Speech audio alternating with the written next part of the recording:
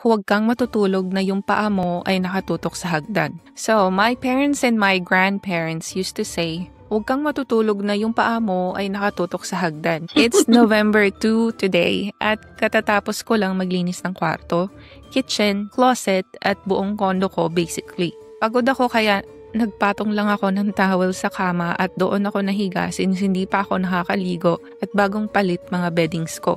Nag-i-scroll lang ako sa social media pero hindi ko na malayang nakatulog na pala ako. Sa panaginip ko kasi, same setting lang dito sa kwarto ko.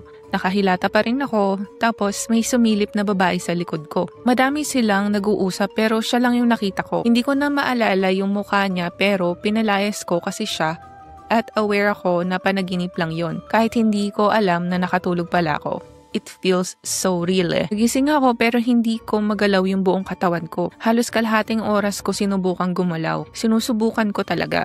Kasi nakatagilid ako at nakikita ko yung phone ko na hawak ko. Pero hindi ko siya mag-grip. Hindi ako makatype, masakit na yung likod ko kasi nagre-resist talaga ako at pinagpapawisan na. Nakikita ko rin yung kaluluwa ko na sinusubukang gumalaw from my body pero hindi rin makaalis sa pagkakahiga ko. Nakakagalaw yung kaluluwa ko pero yung katawan ko hindi.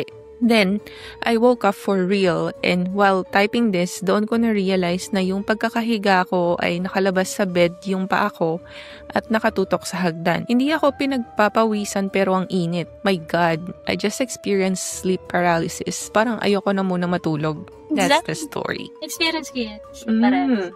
Multiple times. Pero since it's a dream, by now, I already forgot what happened. But I still understand I had that same feeling.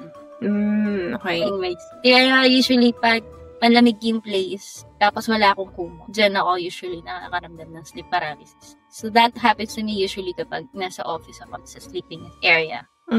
Kasi hindi naman palaging may kumot doon. Yeah, Or actually. sa sala namin, pag nakabukas yung aircon, tapos walang kumot.